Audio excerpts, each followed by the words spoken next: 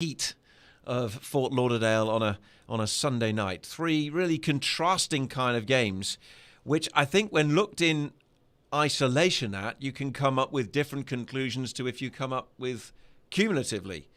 But let's just peel it back a bit, just bring people a few little highlights of what has happened. So first game, 1st of August, it's Toronto across the border for the first time. The game that never was, almost 505 days later, finally Nashville SC get to BMO Field. They're 1-0 down, but they come back and they get a point. Gary Smith talked about it earlier this week. He wants something to come from these Dave Romney throws, and he wants to make it happen. Here it comes from Romney, the long, deep throw. It skips around in the box, and it finds its way over the goal line and in. And Nashville SC is equalized. The ball skips through a crowd of bodies. Robert Castellanos is claiming it. And Robert Castellanos would get that goal. First MLS start and first goal in Major League Soccer. Earns a point at Toronto. Jamie, your mood that night taking away from that? Well, and so this is the part of everything that has to take place leading into getting across the border for the first time with Toronto. There was double-digit amount of players at the beginning of the week that the team were worried would not be able to make the trip for various reasons. And then as the week progressed, things started falling into place. They were able to go there. One player in particular, Jack Mayer, they thought he was going to be able to start. Instead, he wasn't. Robert Castellanos gets the start. He finds out just moments before the game that he's going to be starting, about as late as you possibly can find out. And he's thrust into the lineup for the first time. Not to mention he's going against one of the most decorated U.S. men's national team players of all time in Josie Altidore. Then you've also got Jefferson Soteldo, who is quick, he's shifty. And you've got a very competent and reinvigorated Toronto FC side that he's got to deal with and contest with. Well, I thought he showed for himself very well. The entire team did. He gets on the end of that header. You heard Kelly Glendenning and John Freeman with the call there. And, well, you get a point. You get a MLS Team of the Week type performance from Castellanos. And so I thought getting that point in Toronto started the team off at a very good rate. They actually had some opportunities at the end of the game to go and grab an additional 2 more points. Weren't able to take it, but it was probably a fair result when looking at it. And so the week started off in my mind well, but then the team, because that next game was on Wednesday night in Foxborough, the team actually flew straight from Toronto the next day on Monday into Boston. And so they didn't come back home. They weren't sleeping in their bed. They're in a different environment. You're not able to get the proper training because, keep in mind, you're training at Gillette Stadium and the practice fields there. And, well, we won't digress too much about the Patriots and their history of, watching practices and whatnot. I completely digress. So you want to almost play your cards to the vest and closely, and you can't really have a full training session leading into that matchup against the league leaders, New England Revolution. So, New England Revolution comes along. Nashville SC go on the road. They make the changes because they're aware of this 3-game homestand. And they go to the Revolution. And again, in isolation, you go there, get a 0-0 draw. You take a point from a team who've proved almost unbeatable at times this season, aside from a couple of defeats, one of which was against Nashville in Music City. I mean, they beat Philadelphia Union last night. So again, in isolation, good point on the road. Absolutely. Yeah, absolutely. And I got to be honest, when you look at the schedule and you broke it down, you said 4 points, I would have taken either a draw at Toronto or New England, but realistically probably wouldn't have hoped for either. I would have, for both of them, sorry. And so when I look at it, I'm thinking, you look at New England, who after their win against Philadelphia are on 40 points. They're the first to 40 in Major League Soccer. Through 19 games played, they're 12-3-4. Against the best team in the league, Nashville SC has taken a total of 4 of 6 points from the Revolution. Fantastic. Any team in the league, ask any manager in the league if they would take 4 out of 6 points against the Revolution in the 2-game series, they would all say, yes, sign me up right now, done and dusted. So for my money, after the second game, they were at 2 points, 2 very good draws on the road. And so I'm thinking, okay, well, it all sets up for this grandstand finish heading into Miami, where they finally were able to come back home after that game. So it's actually quite interesting. The flight schedule, you leave straight from the stadium, and you go straight to the airport, and you fly back, and you get back in the middle of the night. So, Tony, this was something that we're starting to get a little bit more accustomed to. It's not necessarily easy because you're landing after midnight. 12:30, 12:45. You're driving back to your home and you're getting back in. It's sort of an interrupted night of sleep. Now you're into Thursday, and then you've got the game on Sunday, which you're traveling for on Saturday. So it's a very disjointed week.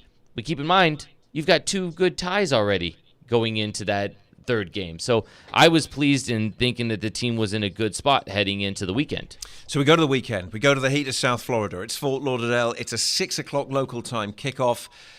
And okay, on paper, this is a game that you would look at and think, right, this could be a win here because Inter Miami had been struggling. But they had turned a bit of a corner. Nevertheless, there was optimism. There was as strongest team as Gary Smith could put out. And early in the second half, well, it was a case of things are starting to look up as this happened. Mukhtar for another corner kick. Sends it in towards the edge of the 6. A header and a goal! C.J. Sapong! A kiss off the crossbar, and the boys in gold ignite. And they just love to torment their expansion rival. So 1-0, things look good. Miami equalised through Gonzalo Higuain. I mean, that's a World Cup winner, by the way. Blaise Matuidi, who sets up Gonzalo Higuain for the equaliser. Those are top end players, whatever you may say about where they are in their stages of their careers. But it looks like, after John Le Cadiz misses a great opportunity late on, it looks like it's a point, which at that point you're thinking, well, okay, you probably walk away with that, given that Cadiz didn't make the most of that late chance. But then, with almost the last kick of the game, Federico Higuain sends a cross deep into the Nashville penalty area. Federico Higuain, a hopeful service, header goal! Miami steals it at the death.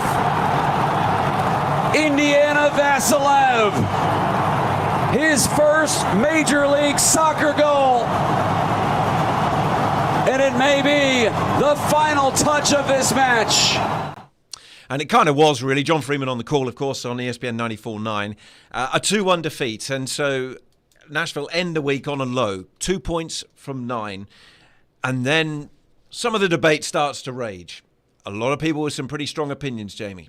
Not a good enough run, not a good enough result. Should win at Miami. I just think, okay, it's not the result anybody wanted at Miami, of course. There was an opportunity to take the result 2-1 late on. John Le Cadiz scores. They'll see it out. And then the narrative is completely different tonight. Perspective is the one word I just want to just hit on before I get your view on this. Perspective. This was a second defeat in 18 games. I'm sorry, say that again, Tony? Second defeat in 18 games. Okay, so we're upset about the second loss in 18 games. Okay, keep going. For a year 2 team, missing still the MLS Defender of the Year, Walker Zimmerman. Missing the guy who's going to be our guest very shortly, Alistair Johnston. Now, sure, everyone wants a better result. Gary Smith wants a better result. He wants more clinical finishing on the road. But I think perspective is important. What are people expecting at this stage? And because of the heights Nashville has hit since its inception into Major League Soccer, sometimes that expectation, sometimes all of our expectations is maybe a driving, maybe a little bit high. I just, reiterate, Miami's first goal. That's a World Cup winner, Blaise Matuidi, playing a good ball into the box to Gonzalo Higuain, who scores. Okay, Miami have been rubbish for a lot of this season. But in recent weeks, they've shown one or two things to suggest that they're not going to be rubbish all season long. So that's my takeaway on it. A bit of perspective is necessary, a bit of understanding that this is a building effort. And sure, be disappointed, be frustrated, but don't be in a panic mode about it. That's my take. What about you? Okay, so I'm ready for this one. This is part of the reason I was excited to wake up this morning and come and talk to you, Tony, and talk to the listeners of the show, because I think that over the course of 90 minutes, what went out the window was the thought process that Nashville SC coming into that match were on an MLS league-leading 9-game unbeaten streak. We were halfway through the season, and Nashville had 1 loss. Halfway through the season. 1 loss. If I would have told anybody that's where's the the gold or the acoustic blue jerseys like they wore on Sunday night, whatever your pick of the litter was for kit selection. If I would have said, when we get to the halfway point of the season, this team's going to have one loss, would you take it? Every single person would have. That's where we were. They were a header from John Der Cadiz away, which arguably, and I guarantee if you asked him this, he would expect himself to score that. And I think a player of his ability and his caliber could and should be scoring that. For sure. He's Absolutely. got to score that. If he scores that, we come in here tonight, and we're talking about a team that's second in the Eastern Conference, that's fifth in the Supporters' Shield, and that's got one loss on the season. And are the listeners that are upset about last night saying we're going to win MLS Cup? No. So why then are the listeners that are upset about last night and the people that are voicing their opinion about the disappointment of where things stand and the sky is falling, saying all of a sudden, this is the worst loss in club history? Are you joking me? By the way, there's been 9 losses in over 40 games. So, yes, maybe there's only a few to choose from. And then we're talking about the fact that this was a game in which they went on the road, third game on the road in 8 days, played in blistering heat, hydration breaks. First time I think all season we've seen that from Nashville. Not an easy place to play a resurgent Miami team that's played better. They're on a 4-game unbeaten streak, the longest in their club history now, so they're finally turning things around again. Again, they're at the bottom of the table. Sure, I understand that. But perspective is needed because after this loss, if you have a takeaway that says all of a sudden you don't think this is a playoff caliber team, then we need to do a better job educating people, Tony, because I don't think that they're seeing the real picture then. If you're not watching this team week in and week out, who have 8 shutouts in 18 games. Last season, they had 9 shutouts in 23 games. The best team in Major League Soccer expansion team history, having 9 shutouts and being the most resolute team defensively. They're on pace to beat that this year. They're scoring goals in waves. They were third coming into the game on Sunday night in shots in the league. They had, I believe it was 25 goals going into the game. This team is playing very well. This team will be disappointed with that result, but I think this team will be better off for it. And heading into this 2-game homestand, I think you will see a good response from it. And I think that the narrative will again shift. It will be fickle because I think when and if they pick up 3 points against DC United, you're going to hear a lot of the same narrative like, oh, okay, everything's back to normal. So perspective is important. I'm off my soapbox. I'm off my rant because we've got a very special guest to get to after the break here. But, Tony, keep it in perspective. If you offered me 6-2-10, you offered me the position that the club's in now on 28 points, just over halfway through the season, would I have taken it? Yeah, you're right. I'm happy where the team's at.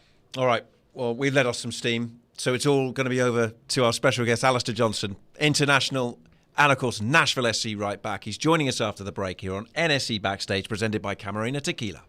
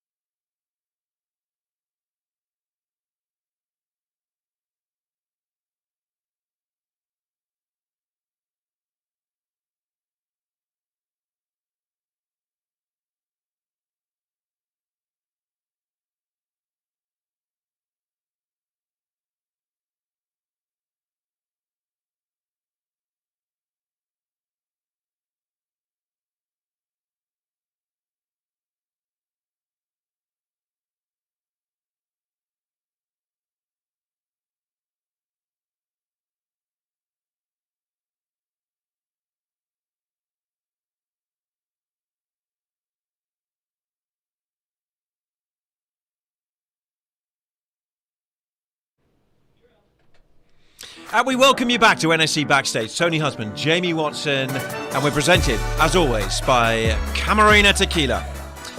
All right, time to bring in our very special guest tonight. He is a young man who was born in Vancouver but raised in Ontario, over on the other side of Canada, close to Toronto. Just a few years ago, he's playing for Vaughan Azzurri before moving to St. John's University, then going to Wake Forest, and then he comes out of the draft and he joins Nashville SC, the fledgling MLS club, last year. By the end of the year, he's a regular in the Nashville SC side. By 2021, he's an international with Canada. By his second game, he's an international goal scorer with Canada. And this summer, he plays a part in a very, very impressive run by the Canadian national team to the semi-finals of the Gold Cup. After that introduction, Alistair Johnston, I hope you're delighted to be with us tonight. My goodness, Tony. I mean, tell you what, you know how to sell a guy. I mean, you made me sound real good there. I appreciate that. Well, it's nice to be on, guys. It's so good to have you with us. It's so good to have you with us. How are you? I know you missed the game in Miami last night. Little knock on the ankle, but how are you doing? And how has it been adapting back to Nashville after this last month or so with the Gold Cup and all the experiences you've had? No, good. It was nice. Obviously, the ankle injury was a bit of a bummer, but it was nothing. It's just day-to-day kind of thing, which isn't too bad. But it was good to have a little bit of a reprieve. That Gold Cup is a long one, mentally pretty grueling, obviously physically as well, but just being on the road for about a month I remember I think I left Nashville July 5th and then flew in August 5th. So it was a solid trip on the road. So it was nice to just get back here. And although I picked up an injury, it was good just to, just decompress for a couple of days, kind of get my mind back into it. And, I'm fired up again to get going for this second half of the season here with Nashville.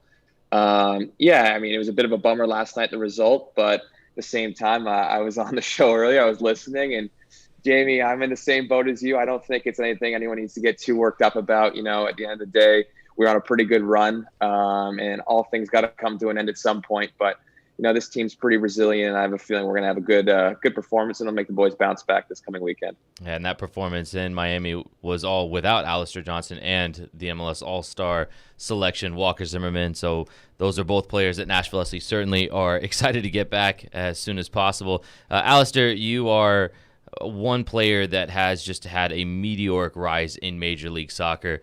I'm interested to get your thoughts as the night goes on as to what the last 18 months have even been like to be you. But while we're on the subject of the Gold Cup, you now have double-digit caps with the Canadian men's national team. You've asserted yourself as a regular with the team, a starter week in and week out. What's that feeling like for you from the moment you got your first call-up to where you're playing in a semifinal against Mexico? What is that sense of pride that you feel getting to represent your country? It really is for every kid growing up that plays the game. Obviously, I think for me growing up, being a huge Manchester United fan and all of that, playing in a Champions League final was always something that you dreamed about. But at the same time, the biggest one is always, hey, I want to be in a World Cup. I want to be lifting World Cup with your country. I think that's the biggest honor you can ever have. So I just look at, we were talking about 18 months ago, how crazy this has been, but 6 months ago, how crazy it's been too, is that only 6 months ago, I was getting the call to be coming into my first camp. I was beyond nervous, also super excited at the opportunity.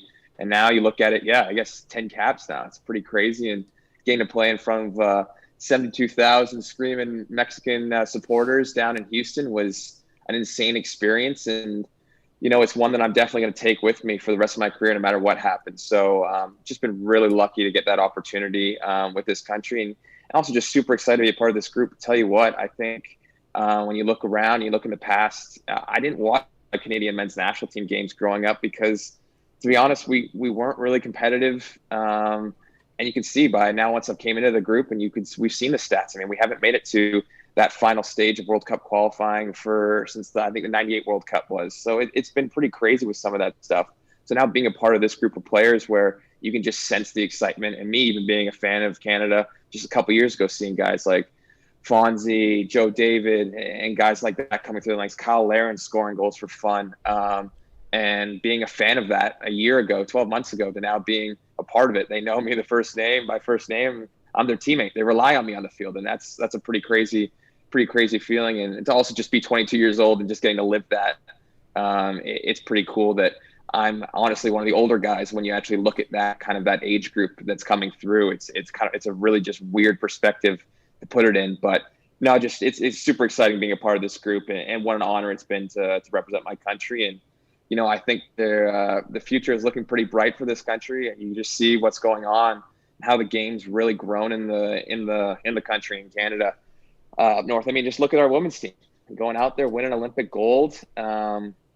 Inspiring a whole nation of young girls, but also young boys too. I mean, us guys that were watching that, we were pretty fired up. You can ask Jake Brownback, our trainer. We had to pretty much stop my workout during that whole penalty shootout because I was glued to the TV, celebrating every save, every miss. It was pure chaos. So it was pretty cool. I mean, just seeing and being a part of this growing game in Canada, it's really amazing to watch. I know the same thing's been going on in America for the past decade or two.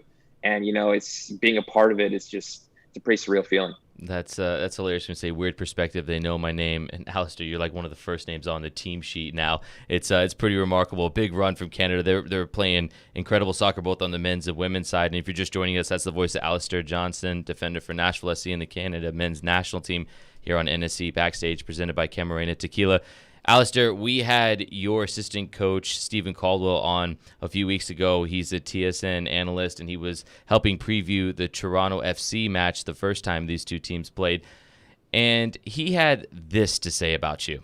Just a brilliant professional, a guy who has, all the attributes, and I consider mentality his biggest attribute to go to the very, very top and to succeed, certainly within MLS. And in my opinion, higher. Like, I really, really believe in this lad. He's a brilliant fella, and he's a great pro, and he wants to listen, he wants to learn. He's getting better very quickly, and I think he's got a lot to go in that regard as well. And this might seem lofty, but I actually believe he has the potential to play in one of the top 5 leagues in the world. I think in the English Premier League, a league that I know pretty well, where I think his attributes fit in really, really well there. So 2 questions for you. First, short and sweet. Had you heard that before? I had heard it. I'm not going to lie to you. I know you asked me about that a couple days ago. I'm not going to lie to you. A couple of people did send that to me. But that's Steve. I mean, what a top lad. He tells me that I like to listen, but when you listen to that guy speak, obviously you're gonna try and take in all that you can. I mean, he's an absolute legend of the game. And again, another guy that I grew up watching play overseas, which is pretty cool. I remember his time at Wigan, or else Birmingham City, I want to say. He played some huge clubs and was a rock. He was a rock back there at center back. So especially for me, when I go to Canada and I'm used to playing right back here at Nashville and then center mid before that, I'm going into a new position. John Herdman called me out of the blue and asked me if I'd ever played center back in a back three. And I tried to say as politely as possible, I can do it, but I've never done it before. So when I go into camp and you're going to be playing in these huge games that matter, you're trying to qualify for a World Cup.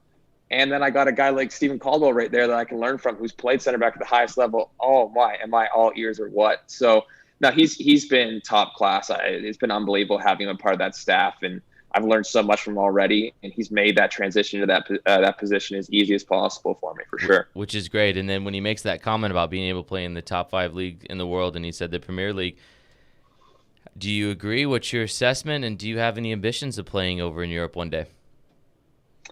It's a crazy one. I think, again, if you just look back briefly, thinking about Canadians playing at that level, it would have really seemed far-fetched. I'm trying to think like the biggest one. I mean, Owen Hargreaves, but didn't even play for Canada. So that's a funny one right there. But yeah, there's one, yeah. Yeah, probably the biggest one right there. So, when you look back on it growing up, it always really seemed like a crazy pipe dream, like something that wasn't truly feasible. But now you go into these camps, I'm playing on the same field as, again, those guys that I listed off who are, for example, Fonzie, he was best 11 in the world. He was the best left back in the world, and that's a Canadian kid. So it's like, when I'm out in the field with him in training, don't get me wrong, unbelievable. The best player I've ever seen with my eyes. He is a different level. But, I'm out there, and the first training session I ever had with Canada, I'm going 1v1 against him. And, I'm not winning the duel, but I'm not getting torched per se. So, it's one of those ones. It's like, hey, if I can handle Fonzie, who is arguably the best left back in the world and can play winger at an elite level, there's no reason now why I can't play at that level. So that was always kind of something that's been a really cool just moment to kind of once you really grasp that. And I think just seeing all these young guys who have done well, like I mean, you look at Tajon Buchanan, another player who's just ever since I saw him in college soccer, I said this guy, there's no reason why he should be still in college soccer. This doesn't actually make sense what he's doing here. This guy belongs in one of those Big 5 leagues, and hopefully he'll get his move in the very near future, as we're hearing some rumors about. But yeah, just seeing guys like that going overseas and getting their chance. And, you know, these are guys that I kind of cut my teeth with as well and grinded with, whether that was in college, in the MLS, and now in the Canadian national team. So just being able to see those guys that are playing at that level, and, you know, I share the field with them. And, you know, when I'm out there, it doesn't feel like there's a gulf in class difference. It's a pretty cool feeling. So, of course, there's ambitions to play over there. I mean, being of British descent, my mom being Northern Irish, born over there, and my dad coming from Scottish and English parents as well. You know, it's one of those ones. I was raised in a very, very soccer centralized kind of household. So it's one of those ones. Yeah, I mean, waking up Saturday morning at 7 a.m. every single weekend and Sunday to catch all the games, and then, you know, we weren't allowed to watch TV during the week, but my mom would always make exceptions on Tuesdays and Wednesday afternoons for Champions League. And then we eventually, me and my younger brother, managed to work out the Thursdays as well for Europa League. So pretty much that TV thing was thrown out the window because we were watching it, I mean, pretty much every day other than Mondays and Fridays. So sounds like good parenting to me. Yeah, good parenting. I think, you know, she knew when to pick her battles, and that wasn't one of them for my mom. So for me, being just such a huge soccer fan, Walker Zimmerman calls me a soccer nerd all the time. I just love the game, and I'd love the opportunity if ever something came like that to go and to really, you know, test yourself at one of those top leagues in Europe. I think it's one of those ones I'd look back on at the end of my career, and, you know, if an opportunity ever like that ever came up and I didn't, and I turned it down, I think it would be one of those big what ifs I'd have in my career. And I think going into this, just how everything's worked out for me. If you go back just 2 years ago, I probably shouldn't have been here in the position I'm in. I couldn't even imagine being here. So if you told me 2 years ago, hey, if you ever get the chance to play in a European Big 5 league, are you going to do it? I mean, I'm asking, where do you sign? So it's one of those ones. I think if I look back on it, I wouldn't really be able to, you know, almost live with my younger self if you told 12-year-old me that, you know, you had the chance and you turned it down. So obviously there's aspirations there. It's something I dream of, but at the same time, I mean, I love my time here at Nashville so far. I think we have a great team. Everything from top down in this organization is really well run. Even the commentators are pretty good, I have to say. Hey, you know all the right things to say. What a professional he is, huh? Yeah, I'll tell you what, Alistair, you got to that point. We'll stop you at that bit. Yeah, it's peaked for us. All right, that's a show for everybody. Yeah, Thank you. Yeah, but we will keep you right there, Alistair, because we're going to hop out, take a quick break, and then when we come back, we're going to talk a little bit more Nashville. Perfect. We're going to talk a little bit more as well about well, you've just alluded to some of the growing up stories of the Johnstons, and of course we've outnumbered Jamie now because we've got two effectively honorary Brits in the house in Tennessee here. There we go. Okay. What we're talking about. Alistair will be back with us. We'll be back with you straight after the break.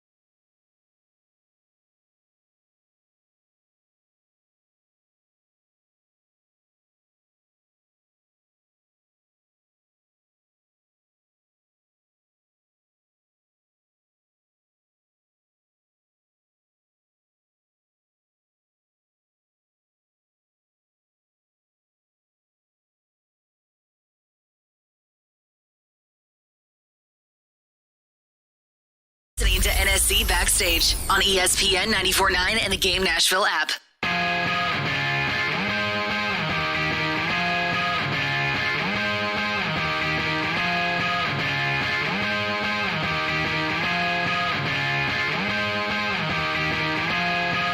Welcome back to NSC Backstage. Tony Husband, Jamie Watson, and our special guest, Canadian international and Nashville SC defender, Alistair Johnston. We are presented by Camarena Tequila. And Alistair, we talked in that last segment of the program about your rise to playing for the Canadian national team, the pride with which you've done that. Just take us back. Let's roll the clock back into your early days growing up in Canada. We mentioned that you moved over to Ontario. How did you first fall in love with the game? Is it a game that really it was just something the family loved? You talked, of course, about your British heritage, which made me so proud. But take us a little insight into the very, very young Alistair Johnston and falling in love with the game. The very, very young Alistair Johnston started off going to my dad's games, probably.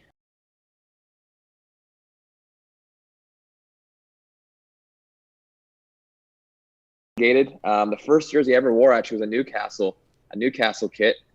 So that's my uncle's team. So to be fair, I still have a special place in my heart for the Toon Army. But growing up, my dad was a Chelsea fan. So as any typical child would, they want to choose a team that is the best team in the land and isn't the team that their parents support. So I went with United at that point. That was probably early 2000s. It was a pretty exciting team to watch, I'd say, as well. So that was that was the beginning of the fanhood.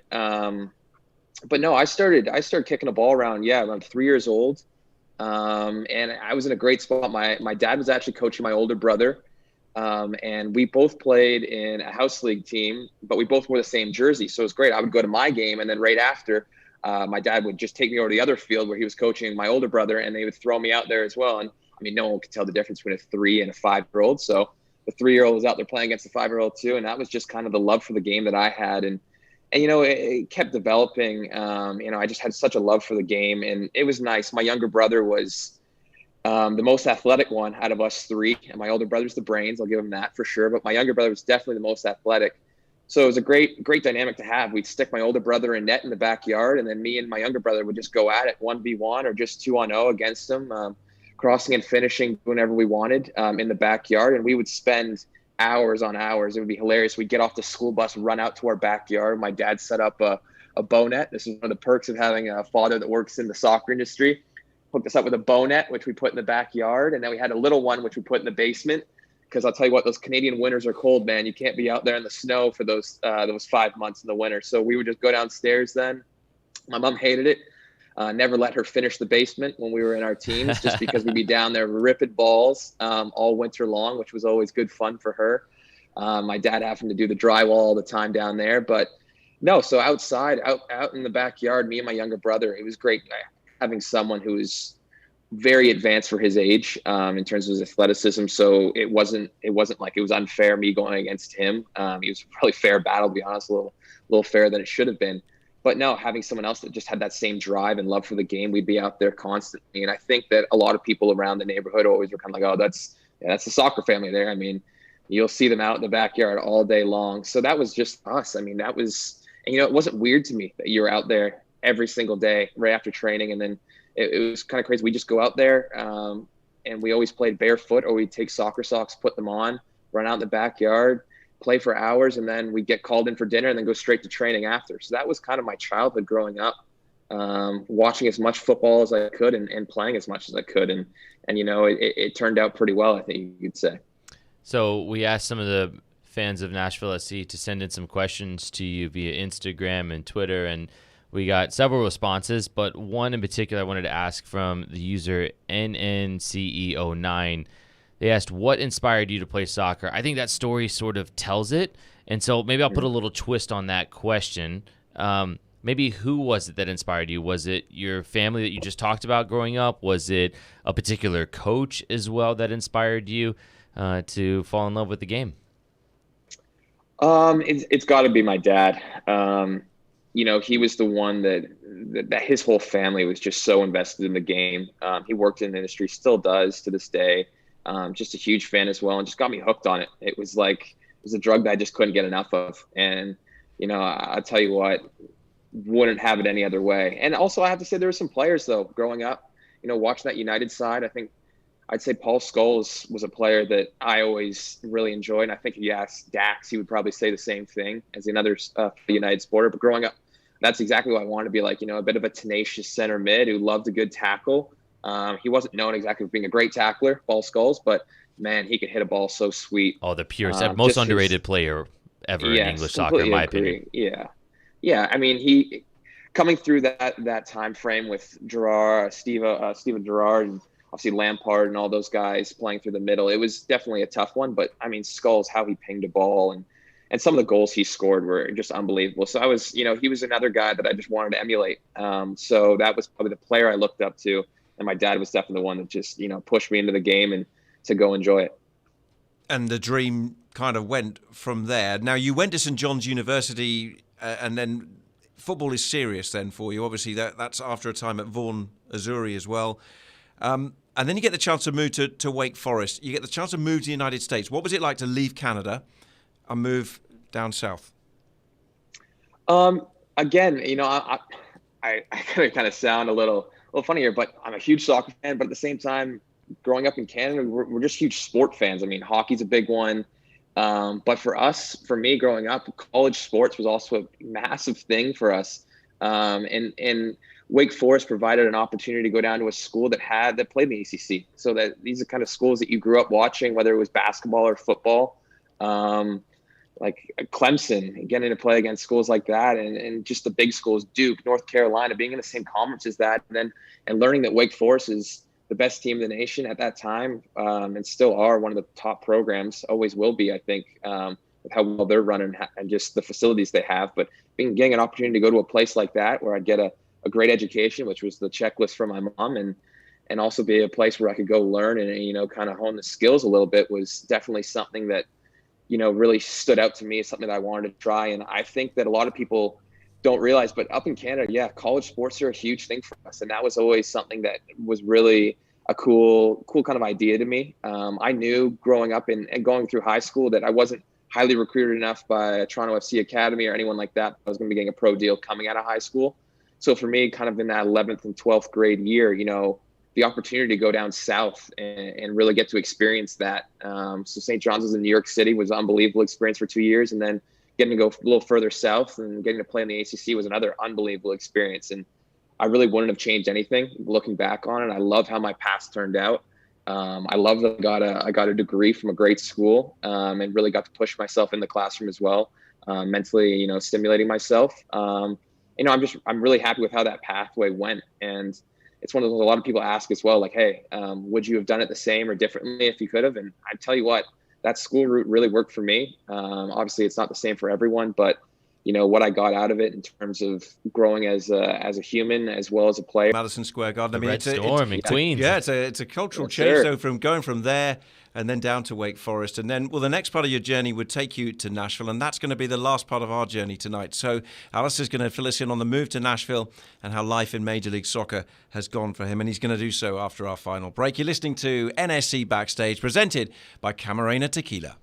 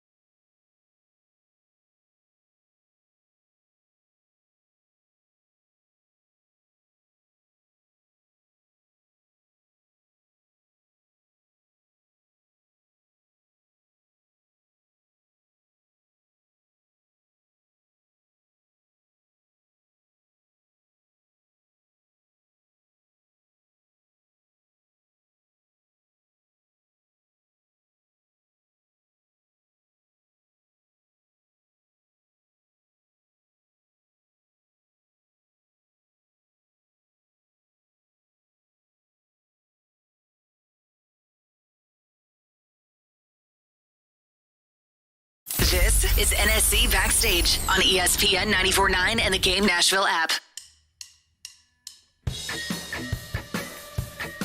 Welcome back, NSC Backstage, our final part of the show. Tony Husband, Jamie Watson, and Canada's and Nashville SC's Alistair Johnston in the house. Don't forget, Nashville SC back in action against DC United this Sunday, 5:45, right here, ESPN 94.9, with John Freeman and Max Hertz on the call. And, of course, you can see it on TV. Tony and Jamie in the house for that one. That's me, Tony. Yeah, me, Tony and Jamie. Got that, yeah. We're so excited to have Kelly back, too. Yeah, Kelly Glendenning will be joining us as well. Big day for Dax McCarty, potentially coming up, of course. It'll be his 400th regular season appearance if he's involved. So a big day. And let's round up the Nashville chat as we go into this final big segment. week as well. Commissioner Garber. Commissioner Garber tomorrow. Yeah, follow the stream. Yep. NSC. NashvilleSC.com tomorrow for Commissioner Garber's visit to the new stadium. We'll be out at Von Elrod's tomorrow night. It's all happening. What a week. It'll be a great one. You'll get a chance to interview Commissioner Garber on Wednesday. We'll air that in the broadcast at the weekend. So big week, big matchup at the weekend, Sunday again against DC United. Looking forward to that one. So, Alistair, as we wrap up the show tonight, we'll focus back in, obviously, on Nashville SC as we did in the last segment. But I want to ask you about the moment in which you're sitting there. The draft, when you were drafted, was a little bit different. It was all virtual for the 2020 draft. Normally in the years past, it's been at a convention center. Some people go, some people don't. So you get sort of different answers for this question depending if you're there or you're at home watching. Everybody was in the same boat for this draft. Now, I remember back in 2005 when I was drafted, I remember thinking as teams would come up, it would be insert city here, and I'd be like, ooh, I could live there. Insert the next team. You'd be like, ooh, would love to play for that coach. Insert the next team. No, I'm not making enough money to live there. Please don't draft me. So, Alistair, you go 11th overall, and as the draft starts to play out, what are you thinking as teams are coming up? What's your thought process? And then ultimately, when you hear your name called, what was that feeling like? And be honest, this is NSC Backstage. You've got to give us the backstage look. Was there any teams you were like, ooh, please don't pick me. Please don't pick me? I'll tell you what, going into it, I kind of had a good idea by the last couple of days leading up to it, where in the draft I was approximately going to go. And to be fair, if you told me that a month before, I would have been over the moon with it. So it was really cool to hear that I was kind of going to be going in that early teen range was probably going to be where I was going to go. I said, oof, get me going with that. But then you start looking at the teams there. And for me, location was definitely something. But another one was just like a lot of these teams have strong USL sides. And I know a lot of guys that get drafted kind of get buried in some of those teams sometimes and really struggle to ever get a chance. So for me, obviously, the expansion teams are the ones that you're licking your lips at. That's where I'd want to go. If I had to choose, if I had the opportunity to choose.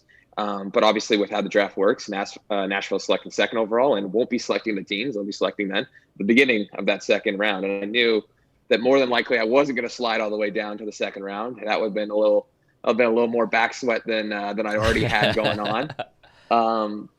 But yeah, so I was the same with you, is that as the teams kind of go, would I want to live there? It's all just flashing because every 5 minutes it could be your name, and that's a completely different chapter of your life, just depending on what one GM thinks versus another. So it was pretty crazy. I mean, yeah, so I was in my basement and we had a dude that worked with the league and had all the cameras down there. And he obviously had some intel. Our stream was a couple seconds behind. And this guy, he was like swapping out scarves. So I knew like whatever team was about to draft next, their scarf was up.